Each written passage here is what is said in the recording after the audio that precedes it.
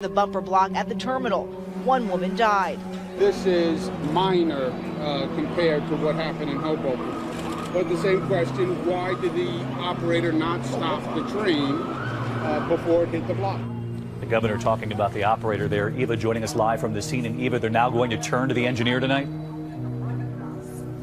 That is correct, David. Federal investigators are here on the scene. They'll be interviewing that engineer and looking at things like track condition, any maintenance issue, and whether a medical condition or fatigue could have played a role. Right now, Baltimore police are looking for a driver they say crashed into a 69-year-old man and then drove off. Yeah, did not stop at the scene in any way. Security footage shows the whole thing, and it may be disturbing for some viewers. It was released by police yesterday. Brendan McNamara live at police headquarters with that video and the latest on the man who was hit. Brendan, do we know how he's doing? Well, Christian Ashley, he's in critical condition still at the hospital, but after watching this video, it's very clear that he is very lucky to be alive this morning. It shows him crossing the street on West North Avenue Monday afternoon around 1:30 in the afternoon. This is the 2600 block of West North Avenue.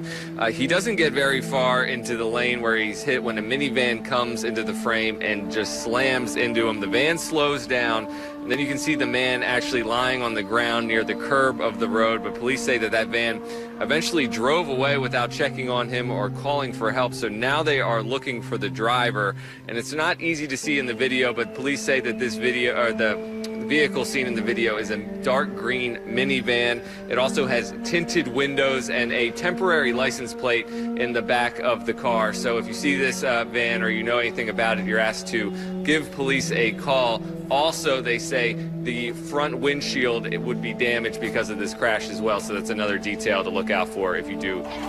Relatives of inmates tried to storm the prison gates as they pleaded for word of their loved ones. Authorities said it took 18 hours for them to recover control of the facility outside the Amazon River city of Manaus. Inside, bodies of mutilated victims were piled up in a corridor. Some were reported decapitated. Unfortunately, there were deaths. We had them outside the prison. They were thrown outside the prison by the criminals themselves. There were escapes. We don't know yet how many, but we are searching for the escapees. According to Brazilian news outlets, a group of inmates exchanged gunfire with police and held 12 guards and dozens of other prisoners hostage. The riot pitted members of Brazil's most powerful drug gang, the PCC, with a local group tied to the Red Command, Brazil's second largest criminal syndicate. My son is imprisoned in there. I want to know about my son. My son is there. Look at this bullet. A truce between the two gangs broke down several months ago, sparking battles at other prisons. Brazil has one of the world's biggest prison systems, housing more than 500,000 inmates and growing by more than 5 times in the past 20 years. International observers say all the facilities are extremely overcrowded. And with 70% of all released inmates offending again, the system is likely to remain under stress. Authorities say the blaze is now under control, with hundreds of firefighters deployed. Some neighborhoods are now nothing more than piles of debris, amongst which residents are still looking for their belongings. More than 150 houses are confirmed to have burned down, and at least 400 people have been evacuated since Monday evening. Some have managed to save some personal belongings, but others have lost everything. Look at all this misfortune. This is a tragedy. We weren't able to save anything, nothing. Part of my family on my wife's side lost everything. 5 families lost their entire homes. The fire started Monday night in Laguna Verde, in the southern outskirts of Valparaiso. Strong winds then helped it spread. It's not the first time for the region. Valparaiso's many hills, narrow streets, and wooden houses make it vulnerable to fires. In 2014, wildfires killed 15 people and injured 3,000. A familiar sight in Beijing on Wednesday, the Chinese capital coated in a blanket of haze, but under a different official name. This is day 2 of the city's first ever red alert for severe fog, grounding planes and forcing highways and shipping ports to shut down. Although there's no doubt it's very cold in Beijing right now, it's clear that there's more to the thick grey mist than just the weather. China's pollution rating is currently at its second highest level, and many people are asking why the government has issued a red alert for fog rather than smog. My baby has to stay at home and I have to put on a mask when going out to work. I don't want to be outside when it's like this. It puts me in a pretty bad mood. We are thinking about emigrating. I hope the air can improve because old people and children are greatly affected. Kids can get pneumonia at an early age. People could even be at risk of cancer. Authorities in Hebei province, which surrounds most of Beijing, say they've ordered major polluters to shut down, a typical measure in China's war on haze, which has so far had little, if any, effect. Now, as a follow-up to that report, South Korea's defense minister has outlined a plan to beef up the country's defense capabilities to better counter threats from North Korea. That includes the establishment of a special unit capable of striking at the North's wartime command structure. Kim Hyun-bin with the details. During a briefing for acting President and Prime Minister Hwang Kyo-ahn on Wednesday, Defense Minister Han Min-gu said the military will focus this year on countering North Korea's weapons of mass destruction, including its nukes and missiles.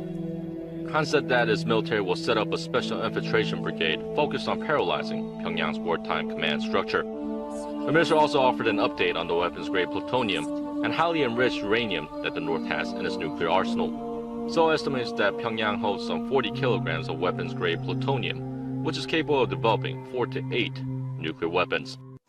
Seoul also plans to speed up the planned implementation of South Korea's key weapons systems by a couple of years to better counter the North. The three-stage plan includes the Korea Air Missile Defense System, the Kill Chain Preemptive Strike System, and the Korea Massive Punishment and Retaliation Plan, which aims to take out key military facilities in the North during an imminent threat. Han also said that the deployment of the U.S. Advanced Missile Defense System, THAAD, will be installed as planned in the middle of the year. South Korea will also expand military cooperation with Japan to better defend against threats from North Korea. Danger confronting 2 police officers. Turned into a shootout right out of a movie. Tonight, police releasing multiple angles of video showing just what went down that April morning.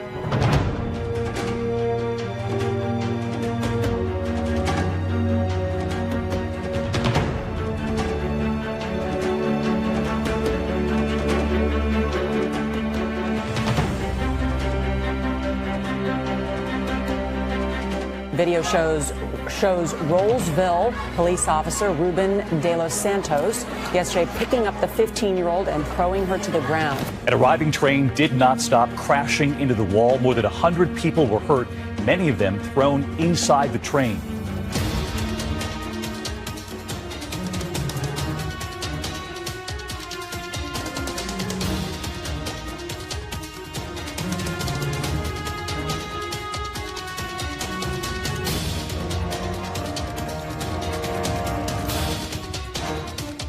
Chilling look at the danger confronting 2 police officers apparently lured to a Walmart for what seemed to be a routine call. Newly released surveillance video revealing that they instantly came under fire, the gunman hitting both of them. ABC's Kanan Whitworth tonight with the video. It started with a call from this Arizona Walmart, someone trespassing, but it turned into a shootout right out of a movie. Tonight, police releasing multiple angles of video showing just what went down that April morning. Officers talking with the suspect. Then watch, the man suddenly opens fire, hitting Officer Joshua Pueblo 3 times, once in the face. Officer Daniel Colwell right there, taking 2 bullets to the vest. The force sending him flying through a display, but watch as he rolls and comes up firing, ultimately killing the suspect, Mitchell Oakley. Officer Pueblo survived, walking out of the hospital to a standing ovation. He says he feels lucky to be alive. 2016 saw law enforcement fatalities at their highest level in 5 years. Those moments when you walk out the door, you never know when it could be your last. Tonight, Officer Pueblo is still recovering. He has nerve damage in his face and remains on leave. Officer Caldwell is back on active duty, and the police chief calling them both heroes. They're celebrated as heroes after trading bullets with a man in an East Valley Walmart. Tonight, brand new security video is showing us exactly what 2 Chandler cops were up against. When Officer Joshua Pueblo strolls into this Chandler Walmart, it seems like a routine call, there to help Officer Daniel Colwell throw out a trespasser. The seconds that follow shocked everyone. I was shopping and then I heard shots being fired. I went into the dressing room. Shoppers take cover as bullets start flying. Security video shows just how close the officers were to Mitchell Oakley when he ambushes them. Check out this angle. Officer Colwell takes 2 bullets to the vest, strong enough to knock him to the ground, and in a maneuver you're more likely to see in a movie, he flips over and fires away. Outside, the suspect drops his gun, doubles back to get it, and that's where we'll freeze the video. The next shot ends it all. But let's go back to that first video inside. A closer look, and you can see the trail of blood.